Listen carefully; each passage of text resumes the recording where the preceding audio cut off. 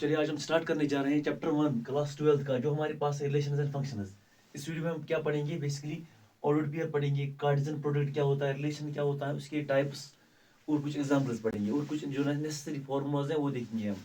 ठीक, तो सबसे पहले हम देखते हैं कि ऑर्डर्ड पेयर क्या होता है। हमने पढ़ा है कि सेट क्या होता है। सेट हमारे पास होता है फॉर एग्जाम्पल 1 2 3 4। हमारे पास एक फाइनाइट सेट है, ठीक, या कोई भी सेट लेते हैं। अगर हम इसके एलिमेंट्स को ऐसे लिखते हैं, फॉर एग्जाम्पल 1, 2, या हम कोई और सेट लेते हैं, उसके एलिमेंट्स को ऐसे लिखेंगे A, B। ठीक, जब हम एलिमेंट्स को ऐसे लिस्ट करते हैं, पहले एक एलिमेंट उसके बाद दूसरा एलिमेंट, बीच में कमा डालते हैं और यहाँ पे क्या डालते हैं? पैरेंथेसिस। क्या डालते हैं यहाँ पे? पैरेंथेसिस। इसको हम क्या कहते हैं? इसको हम कहते हैं ऑर्डर्ड पेयर। क्या कहते हैं? Ordered pair. यहाँ पे एक स्पेसिफिक ऑर्डर होता है, इसीलिए इसको हम क्या कहते हैं? Ordered pair. यहाँ पे भी हम इसको क्या कहते हैं? Ordered pair. तो चलिए समझते हैं डेफिनेशन में हमने क्या लिखा है। A pair of element is listed by a specific order. हमारे पास एक पेयर ऑफ एलिमेंट्स है, उसको हमने लिस्ट किया है एक स्पेसिफिक ऑर्डर में, उसको हम क्या कहते हैं?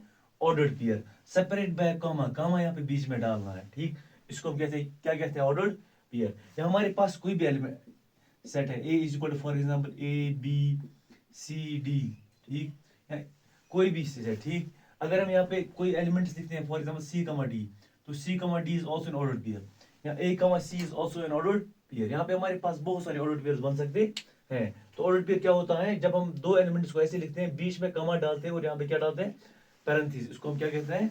Ordered pair. उसके बाद हम समझते हैं कि कार्टेशियन प्रोडक्ट क्या होता है। कार्टेशियन प्रोडक्ट क्या होता है? तो कार्टेशियन प्रोडक्ट जो है, अगर हम लेट अस सपोज हमारे पास ये सेट बी है कोई, ये हमारे पास सेट ए है, ये हमारे पास सेट बी है। जब हम सेट ए को मल्टीप्लाई करते हैं, cross product of set A and B, ठीक, तो हम इसको ऐसे मल्टीप्लाई करते हैं। फॉर एग्जांपल, अच्छा, इसका पहला एलिमेंट, इसके सारे एलिमेंट्स को इसके सारे एलिमेंट्स के साथ मल्टीप्लाई करना है। तो चलिए देखते हैं यहाँ पे हम कैसे मल्टीप्लाई करते हैं। यहाँ पे पहला एलिमेंट क्या है? 1। यहाँ पे हमारे पास पहला एलिमेंट क्या है? ए। उसके बाद हमारे पास यहाँ पहला एलिमेंट क्या है? 1। उसके बाद यहाँ पे क्या है? बी। तो यहाँ किस, उसके बाद 1 1, उसके बाद यहाँ पे क्या है? सी। अच्छा, उसके बाद नीचे लिखते हैं। अच्छा, यहाँ पे हमारे पास क्या है? पहला एलिमेंट, फिर 1, उसके बाद यहाँ पे क्या है? डी।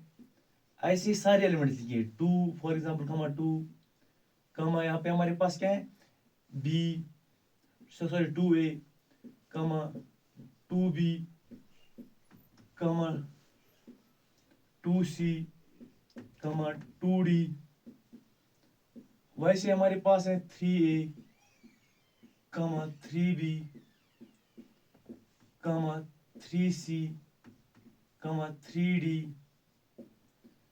कमा 4A, कमा डैश डैश, कमा 4D। अब लास्ट एलिमेंट आएगा 4D। तो यहाँ पे इसको हम क्या कहते हैं? इसको हम कहते हैं cross product of A and B. इसी को हम क्या कहते हैं? Cartesian product. Cartesian product. तो चलिए डेफिनेशन लिखते हैं यहाँ पे हम। डेफिनेशन, ठीक, let A and B, let A and B be any two, हमारे पास ये कोई भी दो, be any two non empty sets. ये हमारे पास क्या? नॉन एम्प्टी सेट्स हैं। क्लियर है यहाँ तक?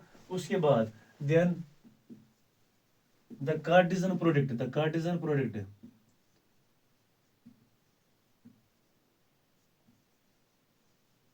then the Cartesian product of A and B and B is given as, उसको हम कुछ ऐसे लिखते हैं, A is equal to, इसमें हम लिखते हैं A, B such that A जो है ये बिलोंग करता है पहले एलिमेंट को, पहले सेट को। जैसे हमारे पास यहाँ पे 1 कर रहा था बिलोंग इसको, पहले सेट को। उसके बाद हमारे पास जो दूसरा एलिमेंट है यहाँ पे, ये किसको सेट बिलोंग करता है? दूसरे सेट को, B belongs to second set. या हम इसको ऐसे भी लिख सकते हैं, the set of all, the set of all ordered pairs. हम इसकी डेफिनेशन ऐसे भी लिख सकते हैं, the set of all, the set of all ordered pairs of A cross B, of A cross B. इसको हम क्या कहते हैं? Ordered pair, ordered pair. Clear है यहाँ तक? उसके बाद हम देखते हैं कि रिलेशन क्या होती है, रिलेशन क्या होती है। ठीक, अच्छा, इसके बाद आप ये वाली एग्जांपल लिख सकते हो, एग्जांपल लिख सकते हो, या कोई भी और एग्जांपल लिख सकते हो, मतलब कोई छोटी सी एग्जांपल जो हम अच्छा यहाँ पे देखते हैं। लेट अस सपोज हम एक छोटी सी एग्जांपल लेते हैं। यहाँ पे एक 2 क्रॉस हमारे पास let us suppose for example हमारे पास है ए, हमारे पास है sine theta comma cos theta, और बी हमारे पास है 1,0 अगर मैं आपसे कहूं इनका क्या निकालो आप क्रॉस प्रोडक्ट, क्या निकालो आप क्रॉस प्रोडक्ट, सॉरी इनका आप क्या निकालो कार्टेशियन प्रोडक्ट, कार्टेशियन प्रोडक्ट आप कैसे निकालो। यहाँ पे हमारे पास पहला एलिमेंट क्या साइन थीटा, कम हमारे पास पहला एलिमेंट क्या 1 यहाँ पे, उसके बाद यहाँ पे हमारे पास पहले साइन थीटा है, उसके बाद यहाँ पे क्या है 0 है, उसके बाद हमारे पास यहाँ पे कॉस थीटा, उसके बाद यहाँ पे हमारे पास क्या है 1 है, वैसे हमारे पास उसके बाद cos theta comma 0। So this is the Cartesian product of A and B and B. ठीक, जो मैंने अभी आपको एग्जांपल यहाँ पे लिखी थी ना, आप वो भी लिख सकते हो। क्लियर है यहाँ तक? अब हम समझते हैं कि रिलेशन क्या होती है। चलो देखते हैं डेफिनेशन ऑफ रिलेशन। तो बेसिकली हमारे पास जो रिलेशन होती है it is nothing but the subset of A cross B. इसी ए क्रॉस बी का सबसेट, कोई भी एक सबसेट लेते हैं हम, कोई भी एक सबसेट लेते हैं हम, उसको हम क्या कहते हैं, that is called as a relation. Clear है यहाँ तक? तो हम क्या लिखेंगे इसी definition, let for example A and B be any two non empty. हमारे पास कोई भी दो नॉन एम्प्टी सबसेट्स हैं, नॉन एम्प्टी सेट्स हैं, be any two non empty sets, then the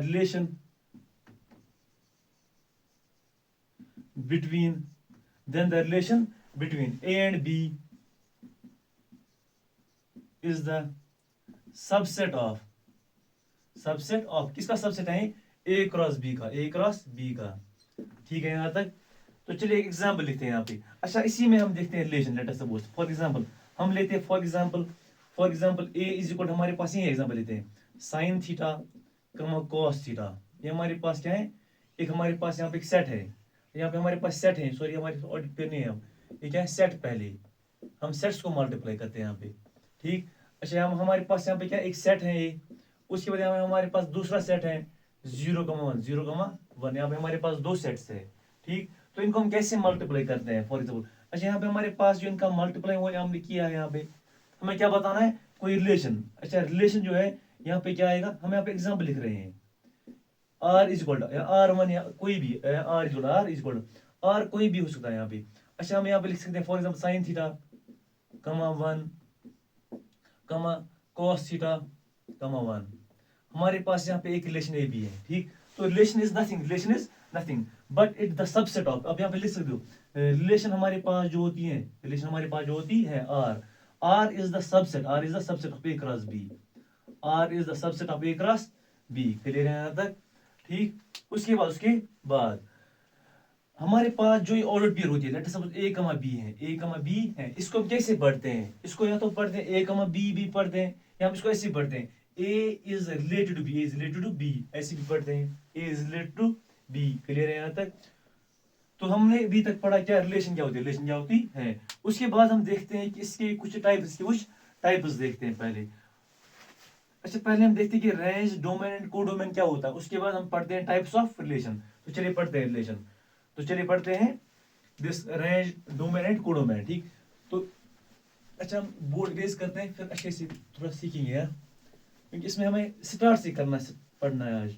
हमने इससे पहले भी 2 चैप्टर्स पढ़े हैं, आप वो वाली वीडियो भी देख सकते हो। मैंने मैट्रिसेस और डिटरमिनेंट्स पढ़ाया है, और उसमें मैंने क्वेश्चंस भी कराए हैं। मैं क्वेश्चंस हमारे पास जो जेडब्ल्यू लेवल के क्वेश्चंस है, मैं उनमें भी मैं वो क्वेश्चन भी कंटिन्यूसली करा रहा हूँ। ठीक है यहाँ तक? तो हमारे पास अब डोमेन एंड कोडोमेन, सबसे पहले हम एग्जांपल देखते हैं, उसके बाद हम डेफिनेशन में आएंगे। ठीक, यहाँ पे हम डेफिनेशन नहीं, यहाँ पे एग्जांपल है। तो पहले एग्जांपल हमारे पास यहाँ पे लेट फॉर एग्जांपल ए हमारे पास एक सेट है ए कमा बी कमा सी, उसके बाद हमारे पास यहाँ पे कोई दूसरा सेट है B is equal for example 1,2,3,4 या 5। क्लियर है? हमारे पास ये दो सेट्स हैं, कोई भी दो सेट्स हैं। ठीक, अच्छा यहाँ पे हम इनमें से कोई भी रिलेशन लिखते हैं, कोई भी अपनी मर्जी की। R is equal for example पहले रिलेशन ये ए कमा 1, दूसरे में लिखिए बी कमा 2 फॉर एग्जाम्पल, तीसरे में लिखिए सी कमा 3, या कोई भी लिख सकते हैं। अब बस अपनी चॉइस की कोई भी रिलेशन यहाँ पे लिख सकते हैं। तो जो यहाँ पे हमारे पास पहले एंट्रीज हैं ए है बी है, यहाँ पे क्या है सी है। ठीक है यहाँ तक? तो हमारे पास जो ए बी पहले डोमेन, पहले हमारे पास क्या रिलेशन है, क्या हमारे पास रिलेशन। सबसे पहले हम देखते हैं डोमेन क्या होता है। डोमेन डोमेन जो है it is the set of first entries of the ordered pairs. Set of the first entries क्या है, A comma B comma C. So this is the range. अच्छा यहाँ पे हम कोई बड़ा सेट ले, फॉर एग्जांपल आप बोलोगे हमारे पास ए ही है, हमारे पास यहाँ पे एक्स भी है, हमारे पास यहाँ पे एक्स भी है, ठीक। तो यहाँ पर हमारे पास डोमेन क्या है, ए बी सी, ठीक। उसके बाद अच्छा हम पढ़ेंगे रेंज क्या होता है। यहाँ पे रेंज वाले एलिमेंट्स को दे, रेंज जो हमारे पास it is the set of second entries. Second entries हमारे पास क्या है, 1 कमा 2 और हमारे पास यहाँ पे क्या है 3 कमा 3। सो this is the domain and this is the range. आपको आया समझ में यहाँ तक, डोमेन क्या होता है, रेंज क्या होता है। उसके बाद हम पढ़ते हैं कोडोमेन क्या होता है। तो चलिए देखते हैं कोडोमेन क्या होता है। कोडोमेन जो हमारे पास है it's the entire set B. Entire set B is called as codomain. Entire set B is called as codomain. तो हम लिखेंगे यहाँ पे एंटायर सेट बी। अच्छा एंटायर सेट बी हमारे पास क्या है, हमारे पास है 1 2 3 4 and 5। This is entire set B and this is called as codomain, ठीक। आई होप कि आपको समझ में आ गया होगा कि रेंज क्या होता है, डोमेन क्या होता है एंड कोडोमेन क्या होता है। अच्छा यहाँ पे कोई और एग्जांपल लिखते हैं, उसके बाद हम जाएंगे कहां पे, डेफिनेशन पे। क्लियर है, पहले एक और एग्जांपल देखते हैं, उसके बाद हम जाएंगे इस पे डेफिनेशन पे। हमारे पास एक एग्जांपल है, ए हमारे पास है for example A B C D, हमारे पास कोई 4 एलिमेंट्स हैं यहाँ पे सेट में। उसके बाद हम लेते हैं फॉर एग्जांपल बी जो है ये बराबर है 1 3 5 7, करेक्ट। हमारे पास कोई भी दो सेट्स हैं, तो चलिए कोई भी एक रिलेशन लिखते हैं यहाँ पे, R is equal to R हमारे पास लेट अस सपोज ए कमा 1। अच्छा यहाँ पे 3 एलिमेंट लिखते हैं, यहाँ पे अब लिखते हैं 4, एक एक्स्ट्रा लिखते हैं एलिमेंट, कोई जरूरत ही नहीं है, ठीक। बी कमा उसके बाद लिखेंगे 3 कमा सी कमा 9। हमारे पास से एक रिलेशन है, करेक्ट। तो यहाँ पे हमारे पास अगर मैं आपको कहूँ डोमेन क्या है, तो डोमेन हमारे पास जो है यहाँ पे that is set of first entries क्या है, ए कमा बी कमा सी। हमारे पास पहला एलिमेंट है, इसका भी पहला एलिमेंट। अच्छा रेंज हमारे पास यहाँ पे क्या है, रेंज हमारे पास यहाँ पे 1 3 9, 1 3 and 9, this is the range. Basically starting भी है, इसमें भी और क्वेश्चंस आएंगे थोड़ी टफ वाले भी। उसके बाद हमारे पास क्या है, कोडोमेन। तो कोडोमेन हमारे पास इसको कहते हैं कोडोमेन। तो हमारे पास जो एंटायर सेट बी है इसको क्या कहते हैं, codomain. 1 3 5 7 and 9, this called as a codomain, correct. तो चलिए डेफिनेशन लिखते हैं। अब यहाँ पे डेफिनेशन लिखते हैं। सबसे पहले हम क्या लिखेंगे, डोमेन। तो डोमेन हमारे पास क्या है, लेट हमारे पास ए एंड बी भी 2 सेट्स, ये हम एक ही सेट पे डिफाइन कर सकते हैं, ठीक।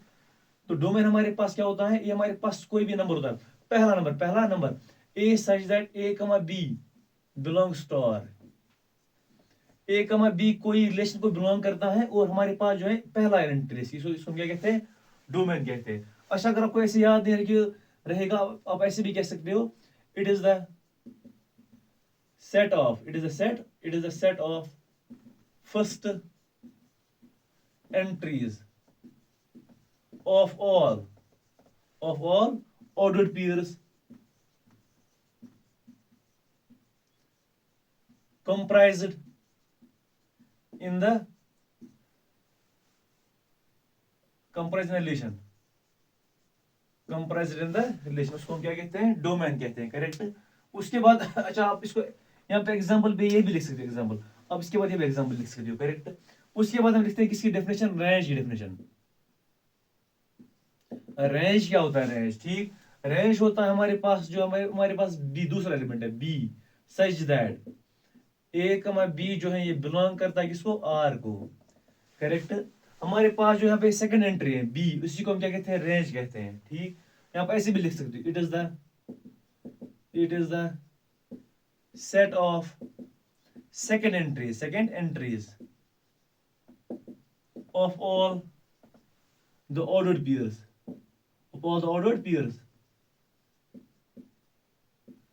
comprised in the relation।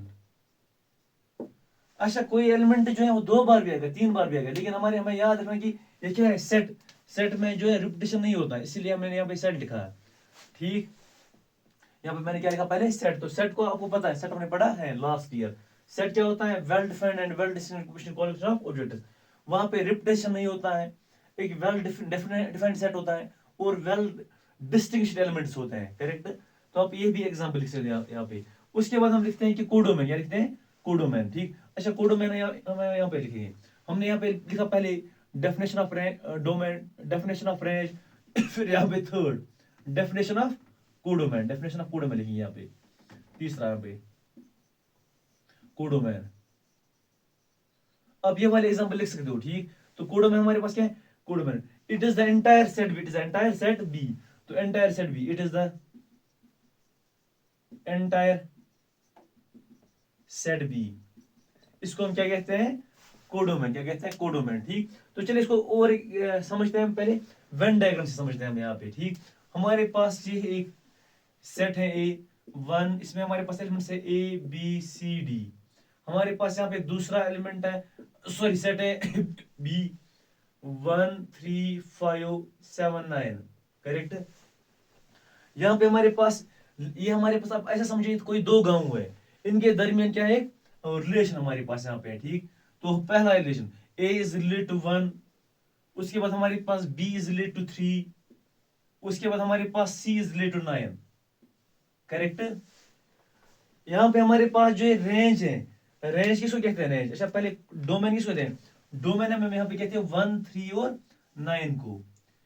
अच्छा ABC को क्या कहते हैं, डोमेन। ABC को क्या कहते हैं, डोमेन। हमारे पास जो सेट बना पहला, यहाँ पे हम किसको कहते हैं, रेंज। 1 3 एंड 9, इसको हम क्या कहेंगे, रेंज कहेंगे, रेंज कहेंगे। करेक्ट। और हमारे पास जो है codomain, codomain is the entire set B, entire set B. Correct. तो आई होप आपको ये समझ में आ गया होगा, डोमेन क्या होता है, रेंज क्या होता है, दिस कोडोमैन क्या होता है। उसके बाद हम पढ़ते हैं types of relation, types of relation. ठीक, तो चलिए समझते हैं टाइप्स ऑफ रिलेशन। हमारे पास बहुत सारे टाइप्स ऑफ रिलेशन होते हैं। करेक्ट। तो हम पहले थोड़ी इंपॉर्टेंट लिखेंगे, क्योंकि वीडियो जो है फिर लंबा जाता है और आपको थोड़ा, आप भी थोड़ा बोर हो जाओगे, क्योंकि अभी हम अब क्लास 12 में, इसलिए वैसे पढ़ेंगे। हमारे पास टाइप्स ऑफ रिलेशंस,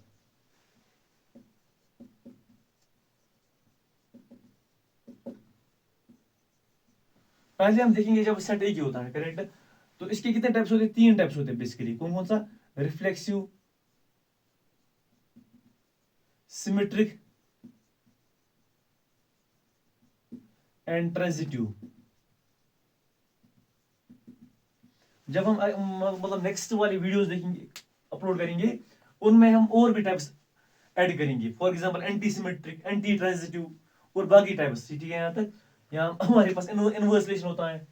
तो अच्छा वो भी इसी में करेंगे इनकॉर्पोरेट, इसी में बढ़िया। अच्छा पहले हम एग्जांपल देते हैं, उसके बाद हम समझते हैं रिफ्लेक्सिव क्या होता है। बेसिकली हमारे पास जो रिफ्लेक्सिव होता है, यहाँ पे लेकर जो हमारे पास एनसीईआरटी में डेफिनेशन है वो पूरी तरह से नहीं दी गई है। ठीक, हमारे पास एक सेट है, लेट अस सपोज हमारे पास यहाँ पे एक सेट है 1 2 3, ये हमारे पास कोई सेट ए है। सेट ए से लेकर सेट ए तक दूसरी रिलेशन, हमारे पास ये भी सेट ए है 1 2 3। करेक्ट। अच्छा रिफ्लेक्शन किसको कहते हैं, अगर हमारे पास एक रिलेशन है R इज इक्वल, इसमें हमारे पास ऐसे एलिमेंट्स होंगे 1 1, दूसरा हमारे पास हुआ 2 2, इसका हर एक एलिमेंट खुद के साथ ही आएगा। करेक्ट। उसके बाद 3 3, ये 3 पॉसिबिलिटी जो है ये होनी चाहिए। करेक्ट। उसके बाद कोई और भी हो सकता है, फॉर एग्जाम्पल 3 1 या कोई कुछ और भी हो सकता है। करेक्ट। लेकिन द पॉइंट हमारे पास जो मेन पॉइंट है, ये 3 होनी चाहिए। एक रिलेशन को रिफ्लेक्सिव होने के लिए ये 3 ऑर्डर पेयर होनी चाहिए। अगर हमारे पास ऐसा सेट है, अगर हमारे पास सेट में 4 एलिमेंट्स हैं, तो ऐसे 4 ऑर्डर पेयर आने चाहिए। करेक्ट। ये हमारे पास एग्जाम्पल थी, इसको हम क्या कहते हैं, इसको हम कहते हैं रिफ्लेक्सिव। चलिए इसकी डेफिनेशन देखते हैं, इसकी डेफिनेशन देखते हैं। ठीक, तो इसकी डेफिनेशन ऐसी है, हमारे पास let A B any non empty set. हमारे पास कोई नॉन एम्प्टी सेट ए है। ठीक, देन इसको थोड़ा इरेज करते हैं। देन हमारे पास, then the relation is said to be reflexive. Relation को हम क्या कहते हैं? रिफ्लेक्सिव. ठीक. इफ आर इज इक्वल, हमारे पास ये आर जो है relation is equal to A comma A such that A belongs to R. A के सारे एलिमेंट ए के साथ ही. करेक्ट. फॉर एग्जाम्पल 1,1 जैसे मैं लिखा मैंने 2,2 3,3. करेक्ट. उसी को हम क्या कहते हैं? इसी को हम कहते हैं रिफ्लेक्सिव. क्या कहते हैं इसको हम? रिफ्लेक्सिव. करेक्ट. इसमें तो एक ये एलिमेंट आने चाहिए और ये एलिमेंट भी आ सकते हैं. मैं क्या कह रहा हूँ? आ सकते हैं ये एलिमेंट्स भी. कोई और एलिमेंट लेता है सपोज 2,3 ये भी आ सकता है.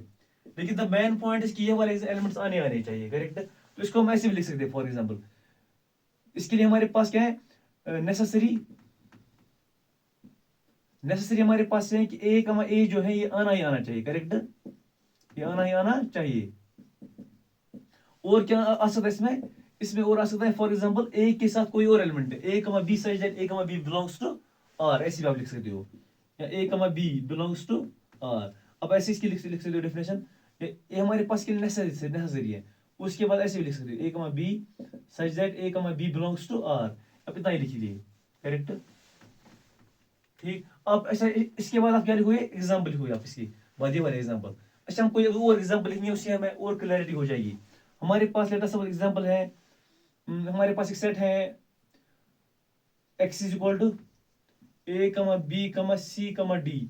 हमारे पास यहाँ पे 4 एलिमेंट्स हैं. ठीक है. यहाँ तक अगर मैं आपसे कहूँ कि आप एक रिफ्लेक्सिव रिलेशन डिफाइन कीजिए इस सेट पे, तो कैसे करेंगे आप?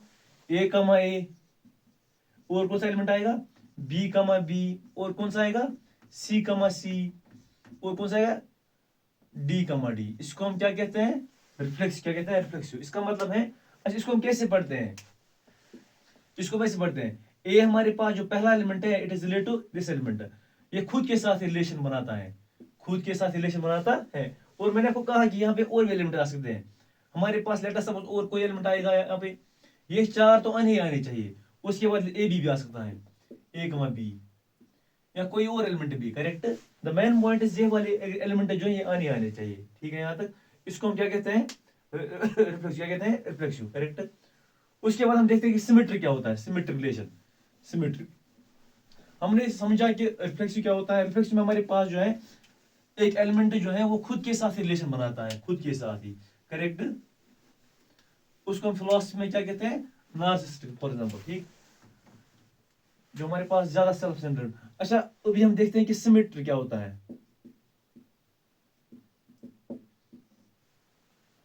सिमेट्रिक रिलेशन क्या होता है. ठीक. अच्छा मैं यहाँ पे एक चीज भूल गया पहले. हमारे पास अगर एक रिलेशन है. ठीक. हमारे पास अगर रिलेशन है एक. यहाँ पे लिखते हैं. हमारे पास अगर रिलेशन है from set A to set B. हमारे पास अगर एक रिलेशन है set A to set B. Let us suppose हमारे पास जो सेट ए है इसमें n एलिमेंट्स है. कितने एलिमेंट्स है? n एलिमेंट्स है. और हमारे पास जो सेट बी इसमें m एलिमेंट्स है. करेक्ट. अच्छा हमारे पास जो ए क्रॉस बी है हमारे पास जो कार्टेशियन प्रोडक्ट है इसमें कितने एलिमेंट्स आएंगे? n of m n into m. कितने एलिमेंट्स? अगर इसमें 3 है इसमें 4 है तो कितने आएंगे? A cross B is equal to 12. Correct. अच्छा अब आप बोलोगे कि यहाँ पे हमें कितनी रिलेशन डिफाइन होगी? हमारे पास क्या है? ए क्रॉस बी जो है दैट इज 12. ठीक. अच्छा यहाँ पे ए से बी तक number of relations from A to B. कितनी होगी number of relations from A to B? That will be equal to 2 raised power n. Correct. तो number of relations from A to B जो है that is equal 2 raised power n. अच्छा यहाँ पे हम देखते हैं कि अगर हमारे पास सेट ए में 3 एलिमेंट्स हैं, सेट बी में 4 एलिमेंट्स हैं, तो ए से बी तक कितनी रिलेशंस डिफाइन हो सकती हैं? 2 रेज्ड पावर 3 4 12. 2 रेज्ड पावर 12 होगा. करेक्ट. ठीक. उसके बाद अच्छा, अगर हमारे पास एक रिलेशन रिफ्लेक्सिव रिलेशन जो है उसमें कितनी रिलेशंस डिफाइन होती हैं, 2⁻n²-n। यहाँ पे हमारे पास 3 टाइप्स है। यहाँ पे कौन कौन सी थी, एक हमारे पास है रिफ्लेक्सिव, एक हमारे पास है सिमेट्रिक, एक हमारे पास है ट्रांजिटिव। अब हम क्या पढ़ते हैं, सिमेट्रिक। क्या पढ़ते हैं, सिमेट्रिक। सिमेट्रिक कहता है अगर हमारे पास एक सेट है, अगर हमारे पास एक ऑर्डर्ड पेयर है, for example a, b ordered pair है, ठीक। If a is related to b, अगर a is related to b, then which this implies b is also related to a। b जो है ये b भी a के साथ रिलेट होना चाहिए। ऐसे इसको ऐसे लिख सकते हैं, a if a is related to b then b is related to a। इसी को हम क्या कहते हैं, सिमेट्रिक। अगर a जो है वो b के साथ रिलेशन बनाता है, इसका मतलब है b भी a के साथ रिलेशन बनाएगा। इसको हम क्या कहते हैं, सिमेट्रिक। क्या कहते हैं, सिमेट्रिक। तो चलिए इसकी डेफिनेशन लिखते हैं। Let for example let a be any non empty set. A हमारे पास क्या है, कोई नॉन एम्प्टी सेट है, correct. Then the symmetric relation is given as, हम उसको कैसे लिखते हैं, फॉर एग्जांपल हमारे पास जो एस है या आर से डिनोट कर सकते हैं, ये अपनी मर्जी है हमारे पास, ठीक। देन हमारे पास जो एस है या आर है, this is equal to A comma B, A comma B, A comma B, A comma B, कमा हमारे पास। अच्छा पहले ऐसे लिखते हैं, इज गिवन एज, पहले ऐसे लिखें, इज गिवन एज हमारे पास अगर if A is related to B, A is related to B, then B is related to A, B is related to A. For all ये दोनों ए कमा बी जो है किसको बिलोंग करने चाहिए, ए सेट को, सेट ए को, करेक्ट। तो इसको हम क्या कहते हैं, इसको हम सिमेट्रिक है, क्या कहते हैं, सिमेट्रिक, ठीक। सेट फॉर्म में इसको हम ऐसे लिख सकते हैं, फॉर एग्जांपल अगर हमारे पास एक रिलेशन है सिमेट्रिक है, एस से या आर से डिनोट करेंगे। अगर हमारे पास यहाँ पे एक एलिमेंट है ए कमा बी, इसका मतलब यहाँ पे जरूरी दूसरा एलिमेंट जो है बी कमा ए आना चाहिए। For all A comma B जो है ये किसको बिलोंग करेंगे,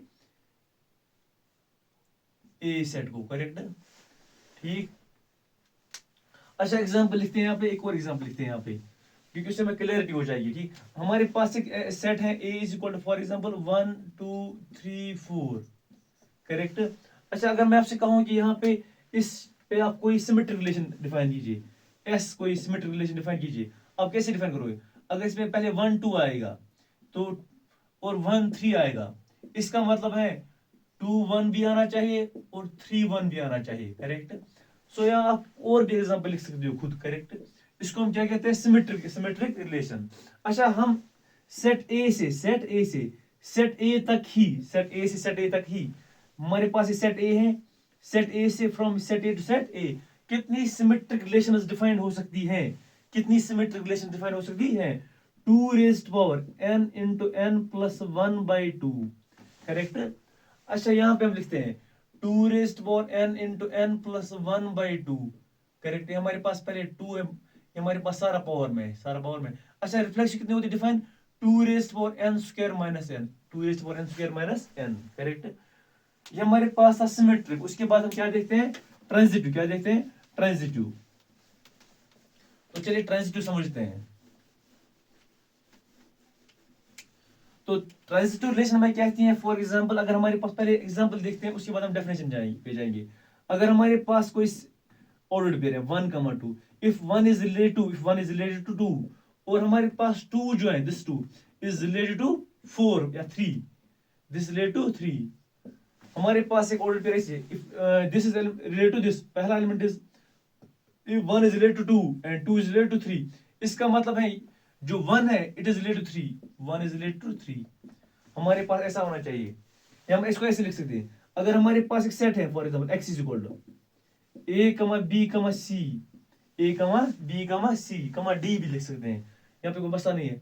इसका मतलब है अगर हमारे पास इसमें पहला एलिमेंट जो है वो क्या आएगा इसकी रिलेशन में, a, b, अगर a b से रिलेट है, a is related to b, अगर a b से, if there is relation between a and b, उसका मतलब है अगर then b is related to c और बी जो है ये सी के साथ रिलेशन बनाता है, इसका मतलब है there must be another element A comma C, correct.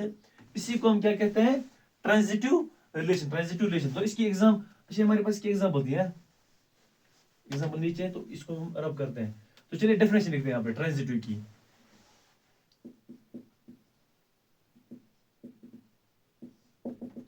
तो what is the transitive relation basically, let for example A be a non-empty, let हमारे पास अगर एक नॉन एम्प्टी सेट है, ठीक, एंड हम ऐसे लिखे डायरेक्ट, देन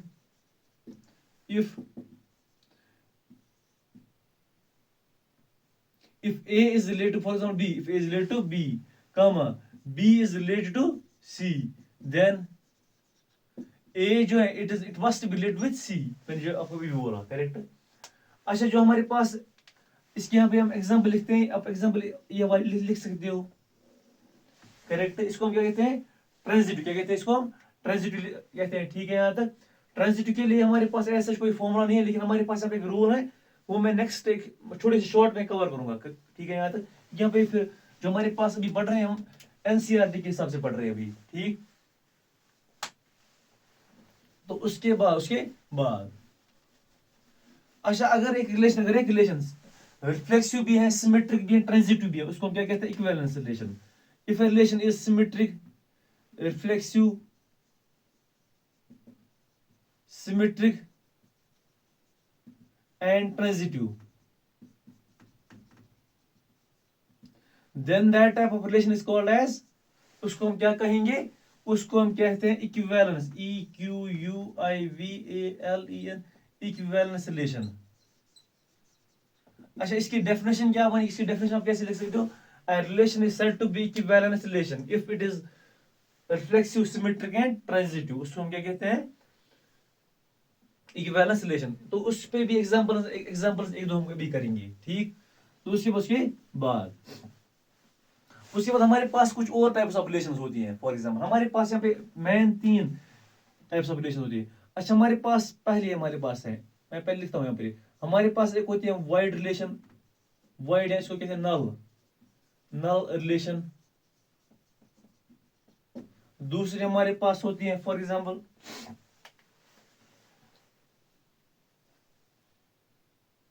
इनवर्स रिलेशन, ठीक। और हमारे पास एक होती है फॉर एग्जांपल पहले ए लिखते हैं, universal.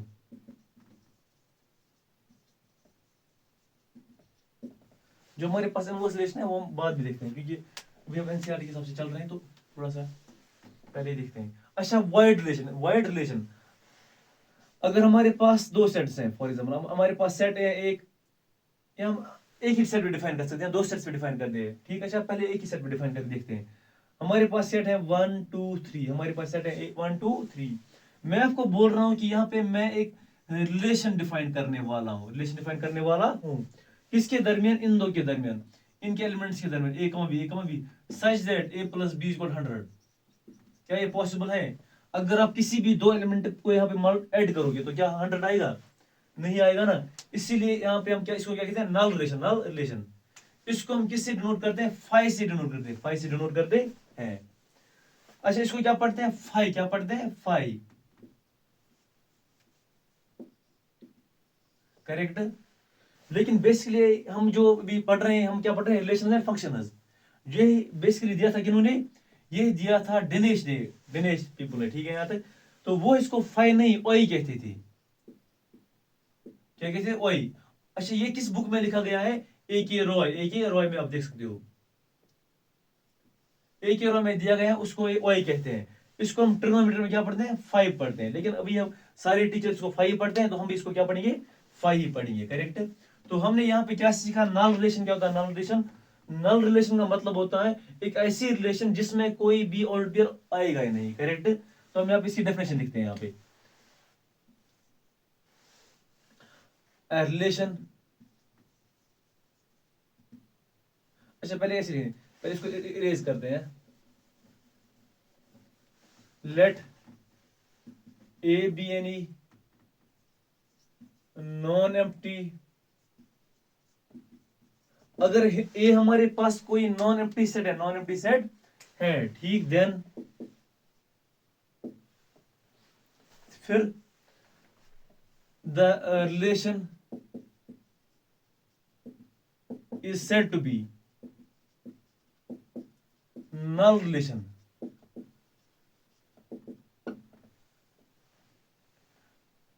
If no element of a, if a हमारे पास, if no element of a is related with itself, for example, if no element of, if a is not related with b, if a is not related with b, ठीक, such that a belongs to, a comma b belongs to a, correct, ठीक, इसको हम क्या कहते हैं, null relation, null relation, ठीक। अच्छा, आप यहाँ पे इसके बाद एग्जांपल लिख सकते हो, करेक्ट। हमारे पास एक सेट है ए जो है, इसमें हमारे पास 1 2 3 एलिमेंट्स हैं, ठीक। हमारे पास एक रिलेशन आर है, आर को हम ऐसे डिफाइन करते हैं, हम किसी भी दो एलिमेंट्स को ऐड करते हैं और ऐड करके इनका सम कितना आना चाहिए, 100 आना चाहिए, ठीक। तो ये पॉसिबल ही नहीं है, इसलिए इसको हम क्या कहते हैं, इसलिए इसको हम क्या कहते हैं, फाइव, इसको हम कहते हैं null relation, null relation, and it is represent by null, five, क्या किससे रिप्रेजेंट करते हैं, फाइव से, ठीक है, यहाँ तक, ठीक। तो five is equal, for example A comma B such that जो हमारे पास ए कमा बी है, ठीक, ये हमारे पास डिफाइंड ही नहीं है, फॉर एग्जांपल, ठीक है। तो ए हमारे, ए कमा बी जो है, दिस इज फॉर एग्जांपल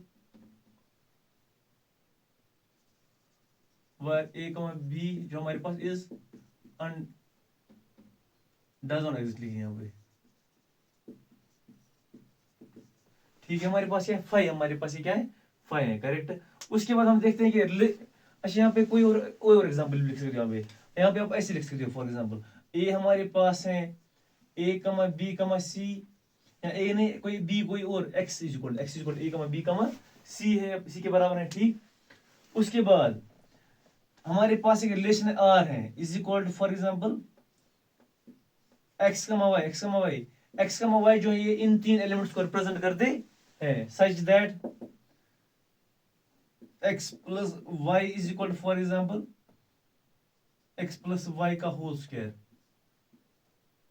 या क्यूब या कुछ भी, या 4 इज तो, ठीक। तो यहाँ पे पॉसिबल ही नहीं है, पॉसिबल नहीं है, इसीलिए हम इसको क्या कहते हैं, नल रिलेशन, इसको हम 5 से क्या कहते हैं, नोट करते हैं, 5 से नोट करते हैं, करेक्ट।